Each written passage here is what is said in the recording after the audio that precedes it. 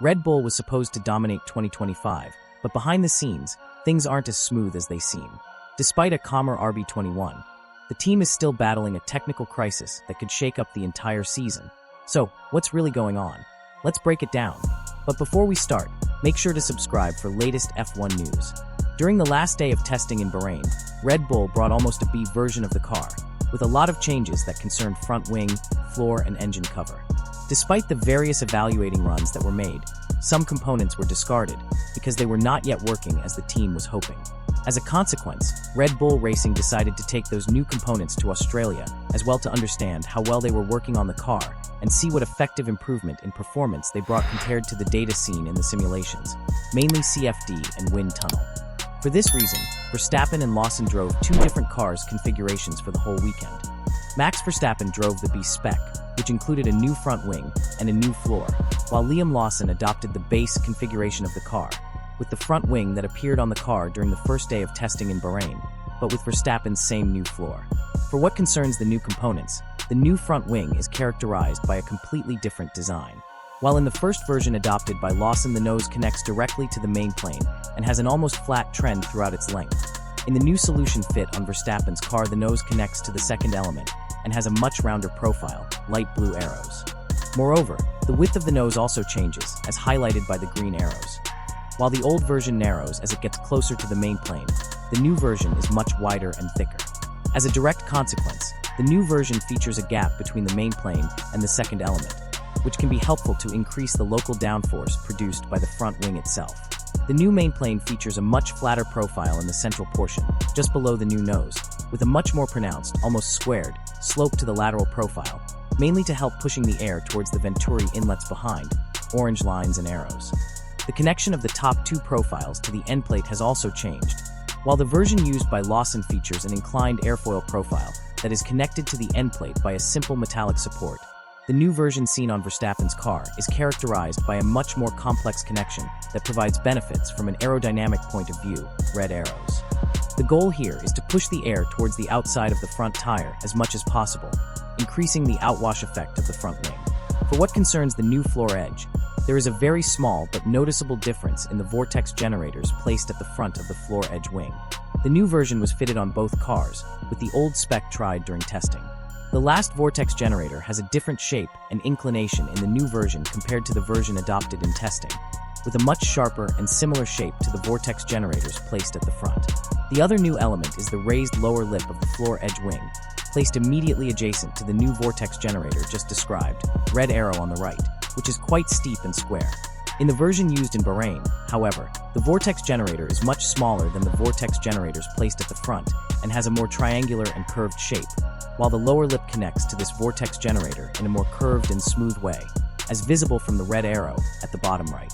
These new components aim at improving the flow extraction in this area of the car, avoiding that the front tire turbulence gets sucked into the Venturi channels and towards the diffuser, keeping the flow underneath the car as clean as possible. Let me know your thoughts in the comments. Are these changes a step in the right direction, or is Red Bull still struggling to find the perfect balance? This said, Friday's free practice sessions were particularly difficult for Red Bull's duo. While during FP1 the car seemed quite balanced, during second practice the RB21 looked very nervous, switching from understeer in mid-corner to oversteer at the exit of almost every slow corner, as explained by Helmut Marko at the end of the first day of practice. The performance of the car this morning was better, so the changes we did, the car was more nervous, was going from under to oversteer. To solve this issue, many changes were made by Red Bull's engineers during second practice, with Verstappen who almost stayed in the garage for 30 minutes before coming out again. The mechanics changed multiple torsion bars, trying to improve the car's behavior at low speed, changed the car's heights, both at the front and at the rear, as well as the anti-roll bars. These kind of changes are usually rare to be seen during free practice sessions because they take time, but the shocking aspect was that they had almost no effect. Once Verstappen came out of the garage, he was still having major driving issues, struggling to make the car turn in slow corners. As a consequence, the team worked hard during Friday's night to turn the situation around, with a massive effort both at the track and back at the factory with the help of the simulator.